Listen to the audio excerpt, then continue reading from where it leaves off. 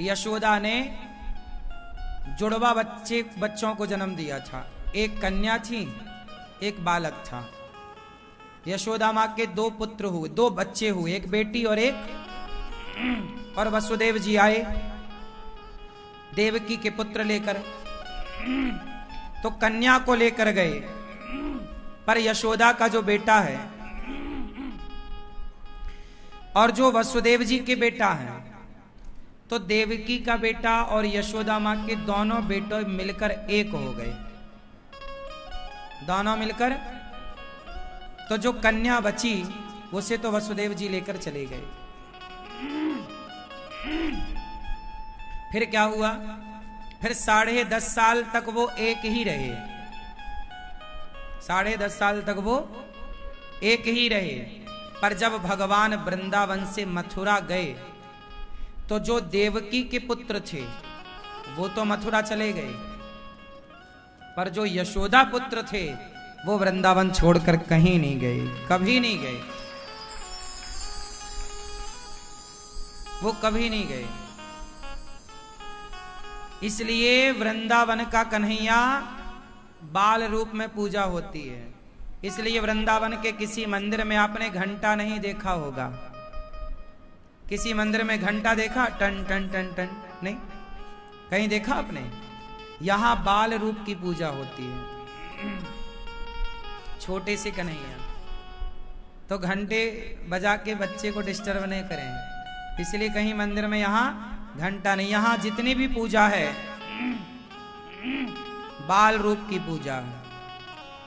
बिहारी जी भी बाल रूप में है, राधा रमण जी बाल रूप में है, सारे सप्त देवालय यहाँ के बाल रूप में ही हैं। तो जो देवकी पुत्र हैं वो तो मथुरा गए और वो कंस को मारे और वो सुदर्शन उठाए, पर जो यशोदा पुत्र हैं वो सदा गोपियों के बीच रहकर, आज भी वृंदावन में रास होता है निधि वन में।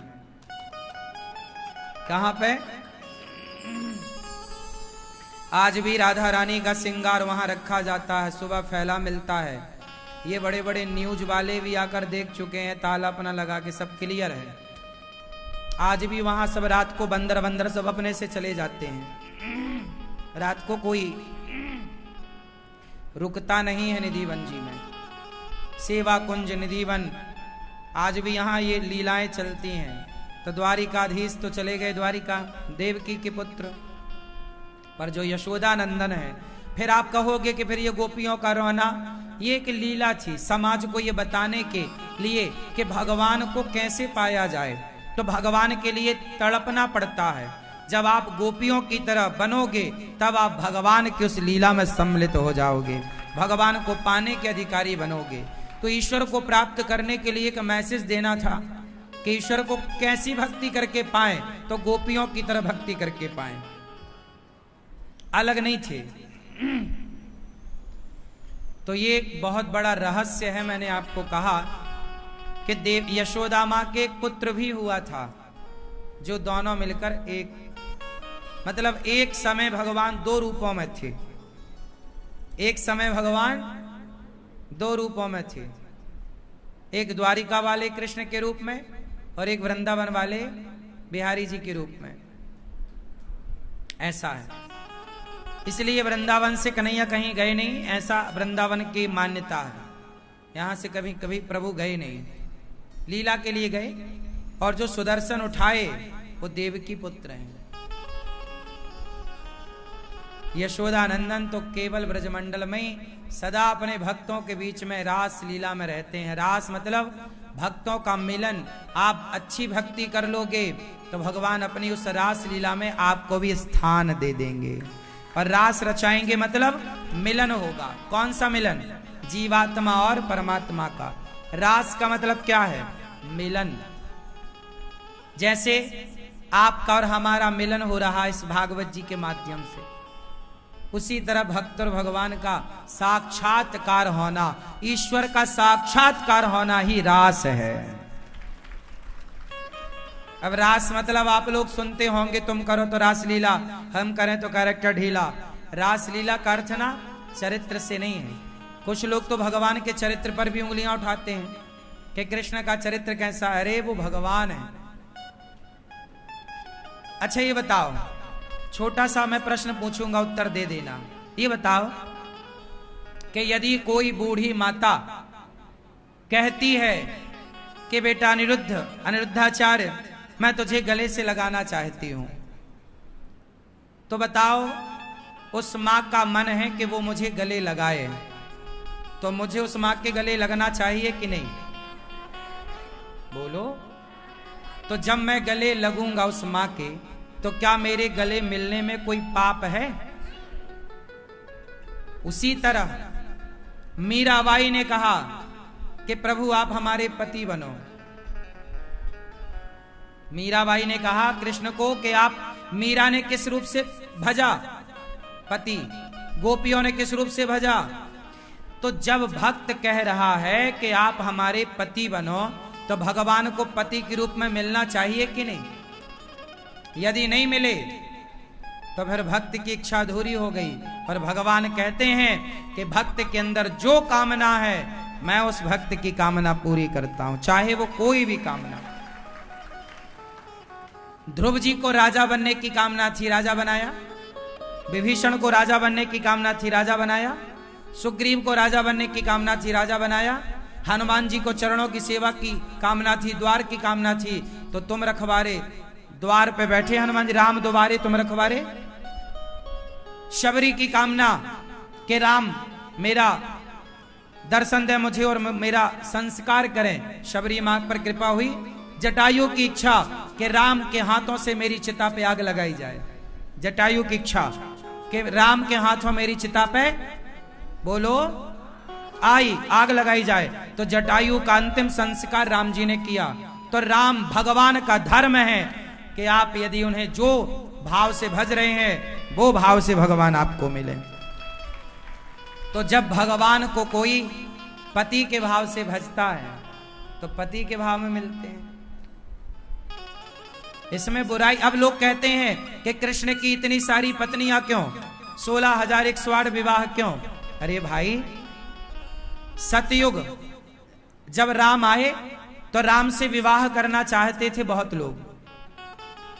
माता सीता का विवाह तो राम जी से हो गया, लेकिन माता सीता के अतिरिक्त और भी स्त्रियां थीं जो राम जी से विवाह करना चाहती थी। क्या आप बता सकते हैं उनमें से कौन दूसरी स्त्री थी? जानते हैं? दूसरी स्त्री थी वेदवती। कौन? और तीसरी स्त्री थी माता,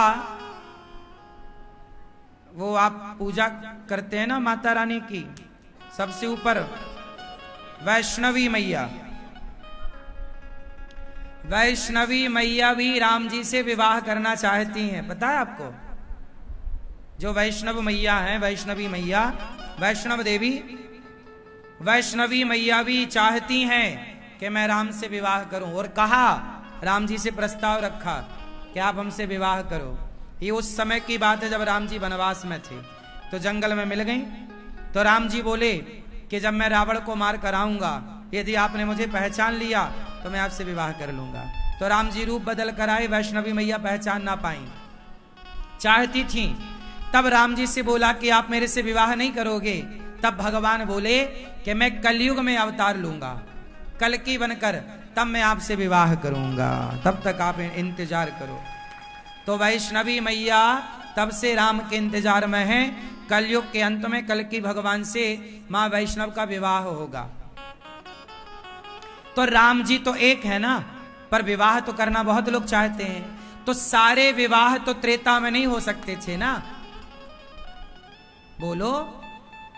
इसलिए जो त्रेता की वेटिंग लिस्ट थी वो फिर द्वापर में आई गोपियां बनकर, और कृष्ण बनकर आए राम।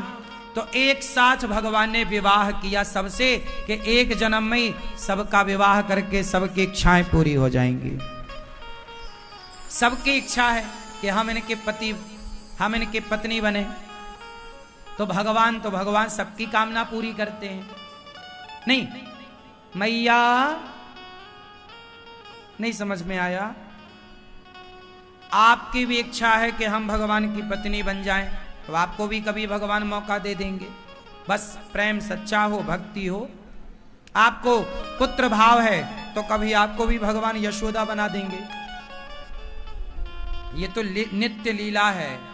भगवान की लीलाएं अखंड चल रही हैं, आज भी चल रही हैं। कहीं इतना बड़ा ब्रह्मांड है, ऐसी पृथ्वियां ना जाने कितनी है। आज यहाँ लीला पूरी हुई, दूसरी पृथ्वी में वही लीला चालू है, वहां भी चारों युग चल रहे हैं। भगवान के तो रोम रोम में ऐसे कितने ब्रह्मांड। अब तो विज्ञान ने भी सिद्ध कर दिया कि ऐसी पृथ्वियां, ऐसी गैलेक्सी, ऐसी आकाश गंगाएं और ना जाने कितनी है। कितनी आकाश गंगाएं हैं, कोई पार नहीं है। तो ब्रह्मांड निकाया निर्मित माया, रोम रोम प्रतिवेद कहें। अनेक रूप रूपा ये भगवान की लीला है, कोई पार पाना बहुत आसान नहीं है। तो भगवान ने इतने सारे विवाह किए। समझ में आई बात? क्यों किए? क्योंकि भगवान नित्य लीला करते हैं। रास कोई सामान्य लीला नहीं है, मिलन है भक्त और भगवान का। भगवान का पहला विवाह माता रुक्मणी जी से हुआ, दूसरा विवाह भगवान का जाम्बवंत जी की बेटी जाम्बवती से, तीसरा विवाह सत्यभामा जी, चौथा यमुना जी, पांचवा मित्रविंदा, छठवा सत्या, सातवां भद्रा, आठवां लक्ष्मणा। भौमासुर कुमार के 16,100 कन्याओं को बंदी भौमासुर ने बनाया, उसके जेल से मुक्त किया। उन कन्याओं से कहा कि अपने अपने घर जाओ। कहा प्रभु आपके सिवा हमें कोई स्वीकार नहीं करेगा। विवाह किया, टोटल विवाह हो गए 16,000 वेद की ऋचाएं हैं, 108 उपनिषद हैं। तो वेद की ऋचाओं से अर्थात वेद मंत्र भी भगवान से कहते हैं कि हमें पत्नी के रूप में स्वीकार करो। जैसे शंकर जी कहते हैं कि प्रभु हमें भी गोपी के रूप में स्वीकार कर लो। और शंकर जी क्या बनकर आए? बोलो। हाँ, कृष्ण किनको स्वीकार करते हैं? जो गोपियों की तरह प्रेम करे, वो गोपी भाव। गौ मतलब इंद्रियां, पी मतलब पीना। जिन्होंने अपने भीतर की वासनाओं को समाप्त कर दिया हो, उसका नाम गोपी है।